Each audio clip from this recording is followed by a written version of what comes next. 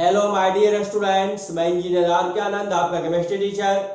ये हम लोगों का सॉल्यूशन चैप्टर का लेक्चर 29 है और इस लेक्चर में हम लोग ऑब्जर्व कॉलिगेटिव प्रॉपर्टीज या इसी को आप कह सकते हो abnormal colligative properties and went Hoff factor के बारे में पढ़ेंगे।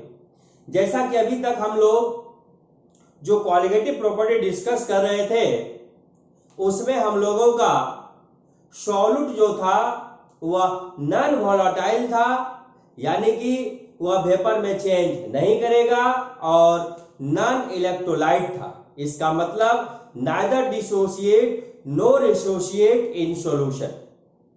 लेकिन आज जो हम लोग डिस्कस करेंगे एबनॉर्मल कॉलिगेटिव प्रॉपर्टीज या ऑब्जर्व कॉलिगेटिव प्रॉपर्टीज, उसमें हम लोगों का जो सॉल्यूट होगा वह सॉल्यूट होगा छोटे इलेक्ट्रोलाइट, यानी कि डिसोसिएट और एसोसिएट इन सॉल्यूशन। तो हम लोग पहला कॉलिगेटिव प्रॉपर्टीज पढ़े थे relative lowering of vapour pressure, उसकी मदद से मॉलिक्यूलर वेट ऑफ सॉल्यूट निकालना हम लोगों ने सीखा था। दूसरा कॉलिगेटिव प्रॉपर्टीज पढ़े थे elevation of boiling point of the solvent, उसकी मदद से हम लोगों ने मॉलिक्यूलर वेट ऑफ सॉल्यूट निकालना सीखा था।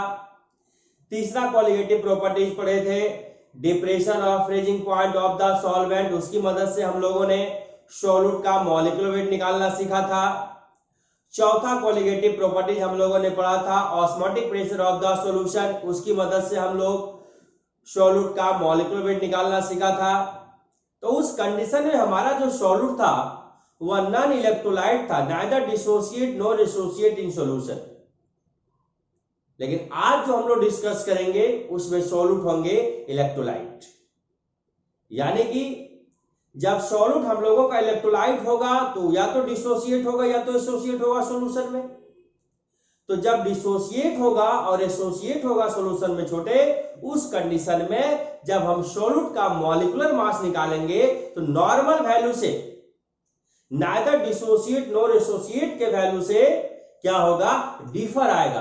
That differ value of molecular mass को हम लोग कहेंगे छोटे एबनॉर्मल मॉलिक्यूलर मास। मेरे दोस्त, सबसे पहले मैं आपको यह बताना चाहता हूं कि एनसीईआरटी में जो टॉपिक मेंशन किया गया है टॉपिक का नाम है एबनॉर्मल मॉलिक्यूलर मास। तो बच्चे हमसे कहेंगे कि सर एबनॉर्मल मॉलिक्यूलर मास और नॉर्मल मॉलिक्यूलर मास में क्या डिफरेंस है? अभी तक जो तुम लोगों ने कॉलिगेटिव प्रॉपर्टीज पढ़ा था उसमें सॉल्यूट आपका क्या था, नॉन इलेक्ट्रोलाइट था, मतलब neither dissociate nor associate in solution. उस कंडीशन में छोटे आप सॉल्यूट का मॉलिक्यूलर मास निकालना सीखे थे, एकदम सीखे थे। Relative lowering of vapour pressure की मदद से मॉलिक्यूलर मास निकालना सीखे थे। एलिवेशन ऑफ बॉइलिंग पॉइंट की मदद से मॉलिक्यूलर मास निकालना सीखे थे। डिप्रेशन ऑफ फ्रीजिंग पॉइंट की मदद से मॉलिक्यूलर मास निकालना सीखे थे। ऑस्मोटिक प्रेशर ऑफ सॉल्यूशन की मदद से मॉलिक्यूलर मास निकालना सीखे थे। उस कंडीशन में सॉल्यूट आपका नॉन इलेक्ट्रोलाइट था, नाइदर डिसोसिएट नॉर एसोसिएट।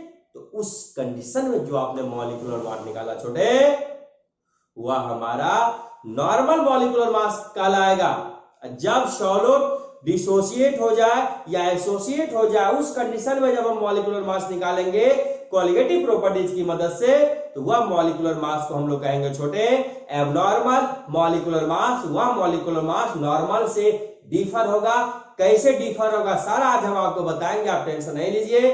तो आपसे अगर कोई पूछे कि बाबू एबनॉर्मल मॉलिक्यूलर मास क्या होता है, तो सिंपल बोलना कि जब हम किसी भी कॉलिगेटिव प्रॉपर्टीज की मदद से वैसा सॉल्यूट जो कि इलेक्ट्रोलाइट है यानी डिसोसिएट और एसोसिएट इन सॉल्यूशन, उसका मॉलिक्यूलर मास निकालेंगे और वह मॉलिक्यूलर मास अगर नॉर्मल वैल्यू से डिफर है तो उसे हम कहेंगे एबनॉर्मल मॉलिक्यूलर मास। समझ गए छोटो?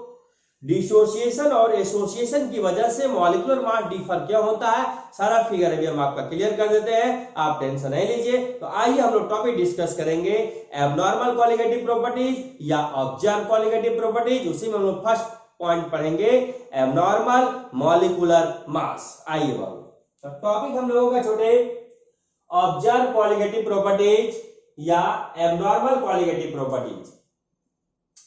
एबनॉर्मल मॉलिक्यूलर मास फर्स्ट पॉइंट हम लोग डिस्कस करेंगे छोटे एबनॉर्मल मॉलिक्यूलर मास। जैसा कि मैंने आपको समझाया when molecular mass of solute is determined by any qualitative properties, it comes out to be different from the normal value. Normal value का मतलब neither dissociate nor associate in solution. अगर the solute ना ही dissociate हो रहा है ना ही associate हो रहा है सॉल्यूशन में, उस कंडीशन में हम लोगों ने जो सॉल्यूट का मॉलिक्यूलर वेट निकाला था वह मॉलिक्यूलर वेट को हम लोग नॉर्मल मॉलिक्यूलर वेट कहेंगे।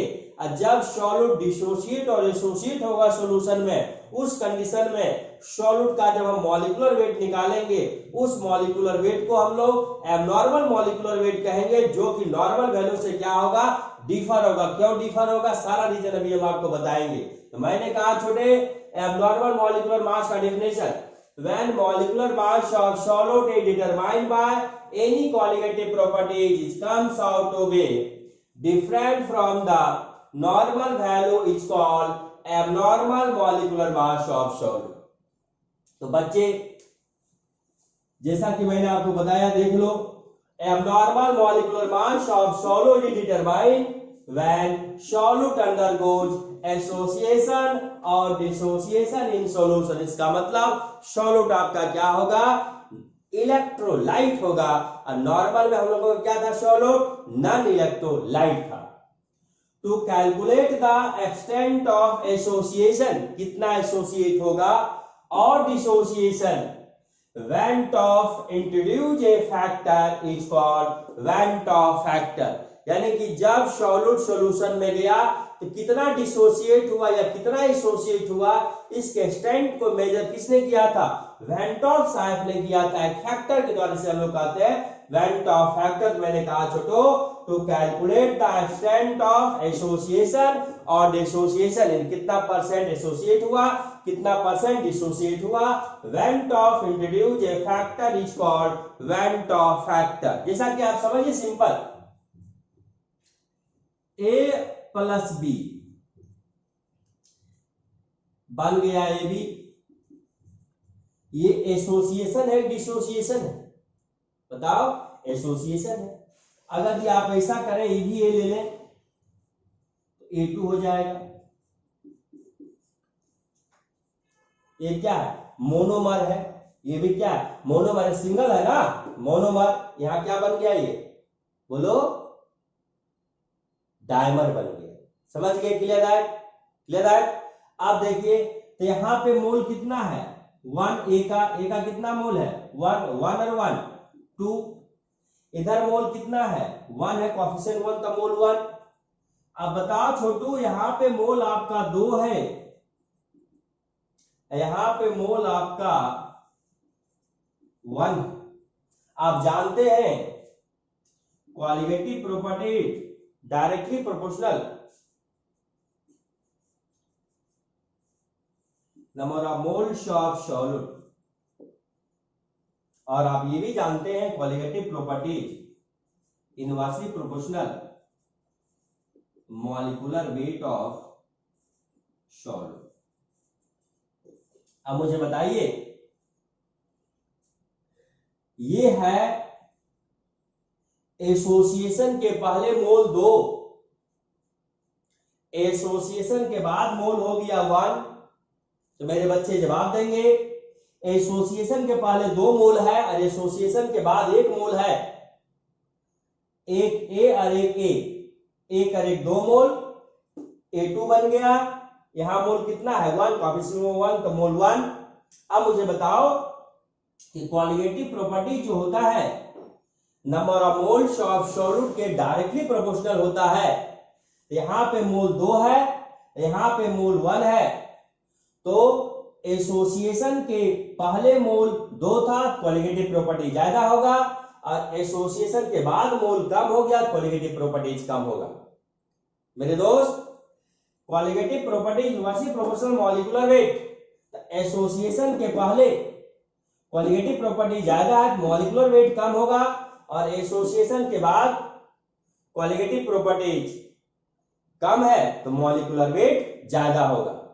तो कहा जाता है कि जब डिसोसिएशन और एसोसिएशन की बात होगी तभी हम लोग बात करेंगे एबनॉर्मल की बात। कैसे?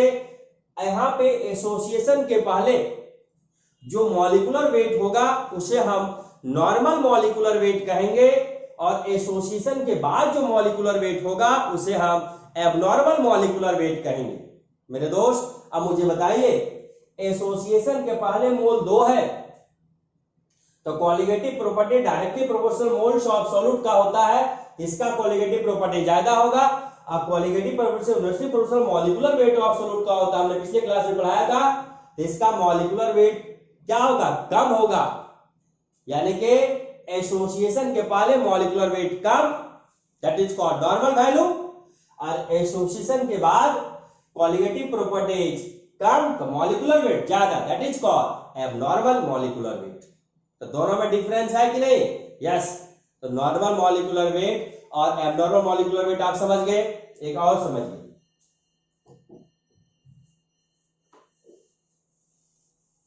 अगर भी हम A2 ले लें, A प्लस A, यहां मोल कितना है? 1, यहां मोल कितना है? 1 और 1, इसका मोल हो गया आपका 1, इधर मोल हो गया आपका 2, 1 और 1 2। अब मुझे बताओ, ये डिसोसिएट हो रहा है, तो छोटे जब डिसोसिएट हो रहा है तो डिसोसिएशन के पहले मोल कितना है? 1, डिसोसिएशन के बाद मोल कितना है? 2। Cp directly proportional number of moles of solute, इधर मोल ज्यादा है इधर मोल कम है, तो डिसोसिएशन के बाद मोल बढ़ा तो कॉलिगेटिव प्रॉपर्टीज भी बढ़ेगा। Colligative properties molecular weight of solute, इधर मोल 1 है तो कॉलिगेटिव प्रॉपर्टीज कम है, मॉलिक्यूलर वेट ज्यादा, इधर मोल ज्यादा है कॉलिगेटिव प्रॉपर्टी ज्यादा, मॉलिक्यूलर वेट कम। तो किसका मॉलिक्यूलर वेट ज्यादा होगा? इसका मॉलिक्यूलर वेट ज्यादा होगा क्योंकि मोल कम है, और मॉलिक्यूलर वेट क्या होगा इसका? बोलो, मोल कम है तो कॉलिगेटिव प्रॉपर्टीज कम होगा। ध्यान दो, मोल कम है कॉलिगेटिव प्रॉपर्टीज कम होगा, इसका मॉलिक्यूलर वेट क्या होगा? ज्यादा होगा। तो हम कहेंगे छोटे, ये डिसोसिएशन के पहले मॉलिक्यूलर वेट है, that is called normal molecular wait. यहाँ पे डिसोसिएशन के बाद मॉलिक्यूलर वेट की बात आएगी, that is called abnormal molecular wait. समझ गए छोटू? Clear that? तो दोनों डिफरेंस होगा कि नहीं? तो आप समझिए एबनॉर्मल की बात कब आएगी? एबनॉर्मल की बात तभी आएगी जब सॉल्यूट हमारा क्या होगा? इलेक्ट्रोलाइट होगा, यानी कि आइदर डिसोसिएट और एसोसिएट इन सॉल्यूशन। इसको किसने इंट्रोड्यूस किया था? वैन टॉफ ने इंट्रोड्यूस किया था कि भाई कितना डिसोसिएट होगा कितना एसोसिएट होगा सॉल्यूशन में, that factor is called van't Hoff factor. इसको लिखिए, हम आपको डिटेल से बताएंगे वैन टॉफ फैक्टर के बारे में। लिख लो छोटे से।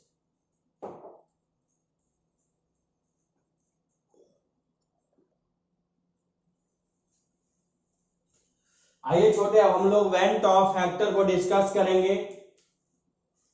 वैन टॉफ फैक्टर को हम लोग आई से डिनोट करते हैं, जैसा कि मैंने अभी आपको बताया था कि जब सॉल्यूट हमारा नॉन इलेक्ट्रोलाइट होगा, यानी neither dissociate nor associate in solution, उस कंडीशन में जब हम लोगों ने कॉलिगेटिव प्रॉपर्टीज की मदद से सॉल्यूट का मॉलिक्यूलर वेट निकाला था, तो वह molecular weight normal molecular wait कहलाता है।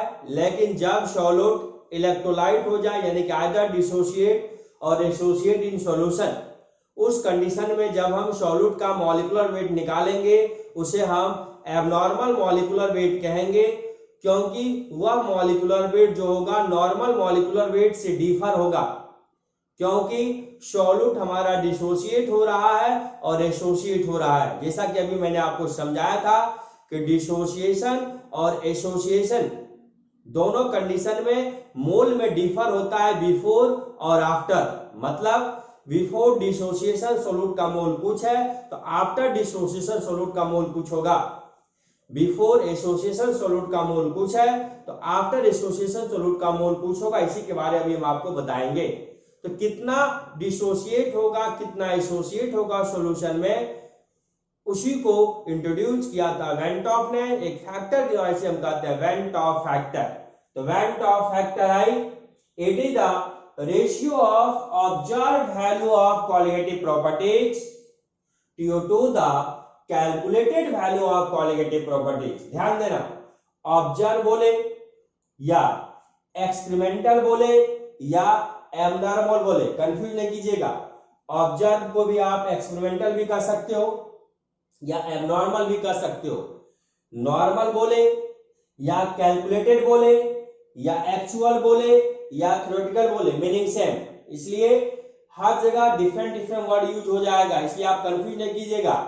ऑब्जर्व लिखा हो या एक्सपेरिमेंटल लिखा हो या एबनॉर्मल लिखा हो, तीनों का मीनिंग सेम होता है। लीजिए आपके लिए लिख देते हैं, ऑब्जर्व हो या एक्सपेरिमेंटल या एबनॉर्मल, कभी कंफ्यूज नहीं करना है। नॉर्मल को हम लोग कैलकुलेटेड भी कहते हैं, एक्चुअल भी कहते हैं और थ्योरेटिकल भी कहते हैं। समझ गए छोटो? तो आई बराबर observe value of colligative properties by calculated value of colligative properties. Observe की जगह आप एक्सपेरिमेंटल भी कह सकते हो, एबनॉर्मल भी कह सकते हो, कैलकुलेटेड की जगह नॉर्मल भी कह सकते हो, एक्चुअल भी कह सकते हो, थ्योरेटिकल भी कह सकते हो। The value of colligative properties, CP का मतलब colligative property, depend upon the number of moles of solute. Yes, जहां तक हम लोग जानते हैं colligative property directly proportional to the number of moles of solute. Number of moles of solute बढ़ेगा तो कॉलिगेटिव प्रॉपर्टीज का वैल्यू भी बढ़ेगा, मोल्स ऑफ सॉल्यूट घटेगा, कॉलिगेटिव प्रॉपर्टीज का वैल्यू भी घटेगा। तो मैंने कहा छोटे, the value of colligative property depend upon the number of moles of solute. If अगर number of moles of solute is changed, then the value of colligative properties is also changed। बिल्कुल सही। तब moles of solute कब change करेगा? The value of Cp change by कब? colligative properties का value कब change करेगा? जब number of moles of value, जब number of moles of solute का वैल्यू चेंज करेगा। छोटे सरकार, कॉलिगेटिव प्रॉपर्टीज का वैल्यू तभी चेंज करेगा जब सॉल्यूट के मोल्स का वैल्यू चेंज करेगा। ये तभी संभव है जब सॉल्यूट इलेक्ट्रोलाइट होगा, यानी ये तभी संभव है जब सॉल्यूट आइदर डिसोशिएट और एसोसिएट इन सॉल्यूशन। तो मैंने कहा छोटे, the value of Cp change by number first dissociation of solute, number second association of solute. समझ में आ गया छोटे? क्लियर है?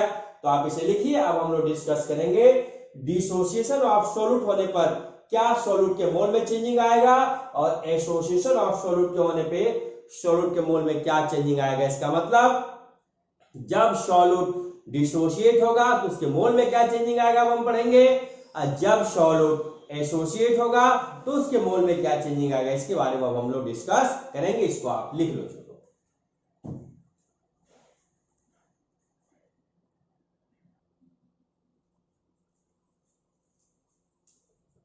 आइए छोटो हम लोग थोड़ा देख लें, डिसोसिएशन ऑफ सॉल्यूट होने पे मोल्स में किस प्रकार चेंजिंग आएगा और कॉलिगेटिव प्रॉपर्टीज में किस प्रकार चेंजिंग आएगा। और डिसोसिएशन ऑफ सॉल्यूट तो समझ गए, एसोसिएशन ऑफ सॉल्यूट होने पे मोल्स में किस प्रकार का चेंजिंग आएगा और कॉलिगेटिव प्रॉपर्टीज में किस प्रकार का चेंजिंग आएगा। फर्स्ट है डिसोसिएशन ऑफ सॉल्यूट। जहां तक हम लोग जानते हैं एक सॉल्यूट इज इलेक्ट्रोलाइट, इलेक्ट्रोलाइट का मतलब जब वह सॉल्यूशन में जाएगा तो डिसोसिएट हो सकता है और एसोसिएट हो सकता है। देन ऑन डिसोसिएशन, जब डिसोसिएशन होगा it's number of moles increases, solute का मोल इंक्रीज करेगा।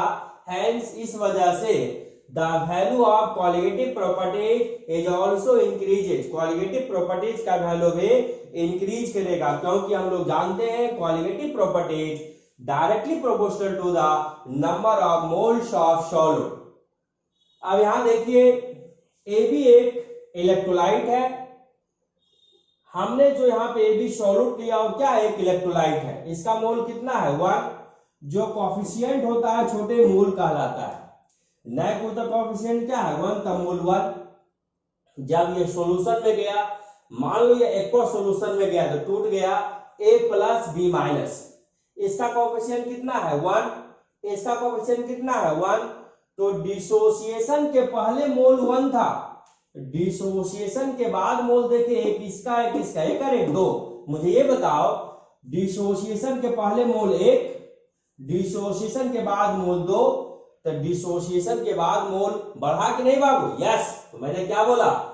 डिसोसिएशन ऑफ सॉल्यूट में if solute is electrolyte then on dissociation its number of moles increases, mole इसका इंक्रीज किया, hence the value of colligative properties is also increases. इस वजह से colligative properties का value भी increase करेगा, क्योंकि colligative properties directly proportional to the number of moles of solute. ध्यान देना, डिसोसिएशन के पहले जो सॉल्यूट का मोल होगा उसके अनुसार जो सॉल्यूट का मॉलिक्यूलर वेट होगा उसे हम नॉर्मल मॉलिक्यूलर वेट कहेंगे, और डिसोसिएशन के बाद जो सॉल्यूट का मोल आएगा और उस सॉल्यूट के अकॉर्डिंग, यानी डिसोसिएशन के बाद मोल के अकॉर्डिंग जो मॉलिक्यूलर वेट सॉल्यूट का होगा उसे हम एबनॉर्मल मॉलिक्यूलर वेट कहेंगे। समझ गए छोटो? एसोसिएशन ऑफ सॉल्यूट, एक सॉल्यूट्स आर यूनाइट, सॉल्यूट को मिला दो, दो या दो से अधिक सॉल्यूट को क्या करो? मिला दो। एक सॉल्यूट्स आर यूनाइट, दो या दो से अधिक सॉल्यूट को मिला दो तो फॉर्म में बिगर मॉलिक्यूल, बड़ा मॉलिक्यूल बनेगा। Yes, then it's number of moles decreases, hence the value of colligative properties also decrease. यहां देखो मैंने लिया A और प्लस A, ये मोनोमर है, भी मोनोमर है, मोनो मींस वन, इसका कोएफिशिएंट 1, इसका कोएफिशिएंट 1, तो मोल 1 और 1 2, जब दोनों मिलके बन गया A2, यहां कितना कोएफिशिएंट है 1, तो मोल 1। तो एसोसिएशन के पहले मोल कितना है 2, एसोसिएशन के बाद मोल कितना है 1, तो एसोसिएशन के बाद मोल तो घटा, तो क्वालिटेटिव प्रॉपर्टीज भी घटेगा। तो मैंने क्या कहा? एक सॉल्यूट्स आर यूनाइट, ए और ए को मिलाया तो form bigger molecules then it's number of moles, A का मोल यहां 2 था, डिक्रीज यहां मोल हो गया 1, hence the value of Cp also decreases because qualitative properties directly proportional to the number of moles of solute particles। मेरे दोस्त, association के पहले सॉल्यूट का मोल के अकॉर्डिंग जो सॉल्यूट का मॉलिक्यूलर वेट होगा उसे हम नॉर्मल मॉलिक्यूलर वेट कहेंगे, और एसोसिएशन के बाद जो सॉल्यूट का मोल होगा उसके अकॉर्डिंग जो सॉल्यूट का मॉलिक्यूलर वेट होगा उसे हम abnormal molecular weight of solute कहेंगे। जहां तक आप जानते हैं मोल बराबर होता है given weight by molecular weight, यानी कहा जाए mole inversely proportional to the molecular weight of solute. Mole बढ़ेगा मॉलिक्यूलर वेट घटेगा। क्लियर है? समझ गए छोटो? लिख लो।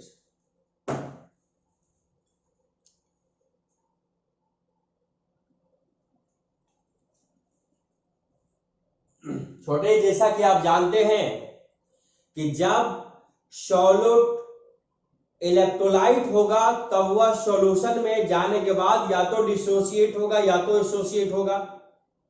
तो डिसोसिएशन के पहले जो सॉल्यूट का मॉलिक्यूलर वेट होगा उसे हम लोग normal molecular weight of solute कहेंगे, और डिसोसिएशन के बाद जो सॉल्यूट का मॉलिक्यूलर वेट होगा उसे हम abnormal molecular weight of solute कहेंगे। समझ गए? तो मैंने कहा छोटे, normal value of colligative properties directly proportional to the total number of moles of solute before dissociation और एसोसिएशन। इसे पढ़ना डिसोसिएशन, इसे पढ़ना एसोसिएशन। यानी कि छोटे, normal value of colligative properties directly proportional to the total number of moles of solute before dissociation या association. और आप ये भी कह सकते हो observe value of colligative properties directly proportional to the total number of moles of solute after dissociation और association. ध्यान दो, डिसोसिएशन के पहले जो मोल होगा या डिसोसिएशन के पहले जो सॉल्यूट का मॉलिक्यूलर वेट होगा उसको हम रिलेट करेंगे नॉर्मल वैल्यू से, और डिसोसिएशन के बाद जो सॉल्यूट का मोल होगा और मॉलिक्यूलर वेट होगा उसको हम लोग रिलेट करेंगे एबनॉर्मल वैल्यू से। उसी प्रकार एसोसिएशन के पहले जो सॉल्यूट का मोल और मॉलिक्यूलर वेट होगा उसको हम लोग रिलेट करेंगे नॉर्मल वैल्यू से, और एसोसिएशन के बाद जो सॉल्यूट का मॉलिक्यूलर वेट और मोल होगा उसको हम लोग रिलेट करेंगे एबनॉर्मल वैल्यू से। क्लियर है? तो क्या सीखा आपने? ये सीखा कि normal value of colligative properties directly proportional to the total number of moles of solute before dissociation और association. Abnormal value of colligative properties directly proportional to the number of moles of solute after dissociation और association. इसी basis पे van't Hoff factor i क्या पढ़े? It is the ratio of observe value of colligative property to the calculated value of colligative property. Calculated को आप normal भी कहते हो, इसलिए वेंट ऑफ फैक्टर आई बराबर क्या हो गया formula? Observe value of colligative properties by calculated value of colligative properties. Calculated को हम लोग नॉर्मल भी कहते हैं, ऑब्जर्व को हम लोग एबनॉर्मल भी कहते हैं, बराबर total number of moles of solute after dissociation और एसोसिएशन। ऐसा क्यों?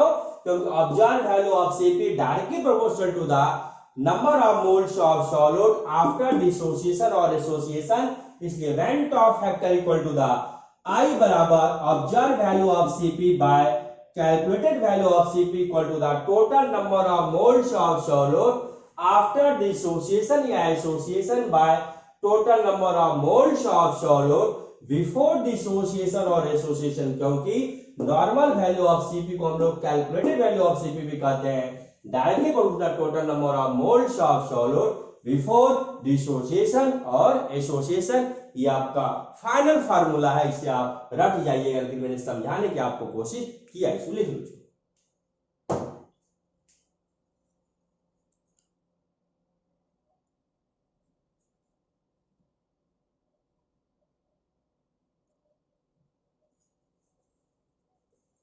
छोटे जहां तक हम लोग जानते हैं कि colligative property inversely proportional molecular weight of solute का होता है, पिछले लेक्चर में मैंने आपको बताया था। अब मोल होता है given weight by molecular weight, तो मोल ऑफ सॉल्यूट भी मॉलिक्यूलर वेट ऑफ सॉल्यूट की इनवर्सली प्रोपोर्शनल हो जाएगा। Therefore van 't Hoff factor I equal to the, अभी आप क्या पढ़े थे? अभी आप पढ़े थे observe colligative properties by calculated colligative properties I equal to the. तो छोटे observe calculative properties by calculated colligative properties होता है वेंट ऑफ फैक्टर I। तो कॉलिगेटिव प्रॉपर्टी मॉलिक्यूलर वेट के इनवर्सली प्रोपोर्शनल है, इस बेसिस पे हम कह सकते हैं calculated molecular weight of solute को हम लोग normal molecular weight of solute भी कहते हैं। नॉर्मल मॉलिक्यूलर वेट यानी mass of solute by abnormal molecular mass of solute, क्योंकि colligative property inversely proportional to the molecular mass of solute. आप ध्यान दीजिएगा, इसको बहुत रिमार्केबल तरीका से ध्यान देना है, इससे डायरेक्ट क्वेश्चन आपसे पूछा जाएगा। अगर दी केस फर्स्ट हम समझाने ध्यान दीजिएगा, इफ अगर van 't Hoff factor equal to the 1 है, इसका मतलब समझना it means that solute neither dissociate nor associate in solution. Just like example आपका ग्लूकोज है, हम लोग लेते थे ना नॉन इलेक्ट्रोलाइट सॉल्यूट जब लेते थे, glucose C6H12O6, urea NH2CONH2, sugar चीनी C12H22O11 etc।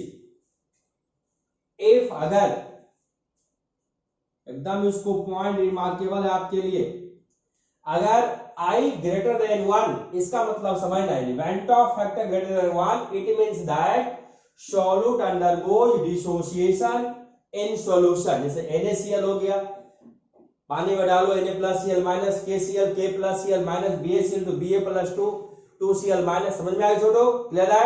इसको लिखिए, फिर हम लोग और इस पर डिस्कस करेंगे।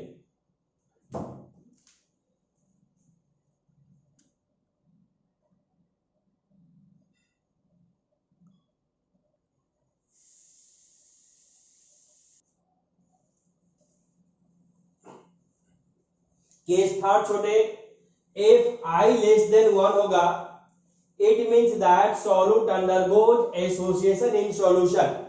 ये है आपका एसिटिक एसिड, जब ये सॉल्यूशन में जाता है तो डाइमर का फॉर्मेशन करता है। ये बेंजोइक एसिड इन बेंजीन, ये भी आपका एसोसिएट होकर के डाइमर का फॉर्मेशन करेगा। तो इस कंडीशन में समझना है कि अगर दी I लेस देन 1 है तो समझ जाना है कि एसोसिएट होगा सॉल्यूट और एक बड़ा मॉलिक्यूल का फॉर्मेशन करेगा। जहां तक आप जानते हैं कि डिसोसिएशन के पहले सॉल्यूट का मोल जो होगा, सॉल्यूट का जो मॉलिक्यूलर वेट होगा उसको हम लोग रिलेट करेंगे नॉर्मल वैल्यू से, और डिसोसिएशन के बाद जो सॉल्यूट का मोल होगा, सॉल्यूट का मॉलिक्यूलर वेट होगा, उसको हम रिलेट करेंगे एब्नॉर्मल वैल्यू से। उसी प्रकार एसोसिएशन के पहले जो सॉल्यूट का मोल होगा, मॉलिक्यूलर वेट होगा, उसको हम लोग रिलेट करेंगे नॉर्मल वैल्यू से, और एसोसिएशन के बाद जो सॉल्यूट का वेट और मॉलिक्यूलर वेट होगा, एसोसिएशन के बाद जो सॉल्यूट का मॉलिक्यूलर वेट और मोल होगा उसको हम लोग रिलेट करेंगे एब्नॉर्मल वैल्यू से। तो बाबू आप कह सकते हो कि ऑब्जर्व कॉलिगेटिव प्रॉपर्टीज यानी कि एब्नॉर्मल कॉलिगेटिव प्रॉपर्टी बराबर equal to the normal colligative properties into van top factor. इस बेसिस पे इफ डिसोसिएशन और एसोसिएशन अकर्स, जब डिसोसिएशन और एसोसिएशन अकर्स होगा तभी तो एब्नॉर्मल कॉलिगेटिव प्रॉपर्टीज की बात करेंगे। देन अब बताओ नॉर्मल कॉलिगेटिव प्रॉपर्टीज आप क्या पढ़े थे, P not be minus P total by P not be बराबर एक्स से। तो जब डिसोसिएशन और एसोसिएशन होगा तब क्या हो जाएगा, P not be minus P total by P not be बराबर एक्स से। ये तो डिसोसिएशन के पहले, एसोसिएशन के पहले की बात होती थी, लेकिन जब हम लोग एब्नॉर्मल की बात करेंगे तब एक्स से इंटू आई हो जाएगा van top factor. Del T भी उसी प्रकार के बी इंटू मोलालिटी इंटू आई, डेल टी एफ के एफ इंटू मोलालिटी इंटू आई, पाई बराबर सी आर टी इंटू आई। जब डिसोसिएशन और एसोसिएशन की बात होगी तब, क्योंकि ऑब्जर्व वैल्यू ऑफ सीपी बराबर normal value of CP into van top factor. समझ गए छोटो, क्लियर है। तो हम चाहते तो आज ही सॉल्यूशन चैप्टर को कंप्लीट कर देते, लेकिन आज इस पे और अभी हम पढ़ाएंगे आपको, तो क्लास थोड़ा लंबा चला जाएगा, इसलिए नेक्स्ट लेक्चर में इस पे हम लोग न्यूमेरिकल करेंगे और पूरा कंप्लीट हो जाएगा। फिर हम लोग नेक्स्ट चैप्टर स्टार्ट करेंगे। आप लोग मन लगा के पढ़ें। आपको जो भी दिक्कत है व्हाट्सएप ग्रुप पे मेरे साथ शेयर करें, हम उसको सॉर्ट आउट करेंगे। ऐप को डाउनलोड कर लें, क्योंकि ऐप पे वीडियो आपका जाना स्टार्ट हो जाएगा। समझ गए बाबू। जो भी प्रॉब्लम हो मेरे साथ शेयर करें, उसको हम लोग सॉर्ट आउट करेंगे। Okay, thank you.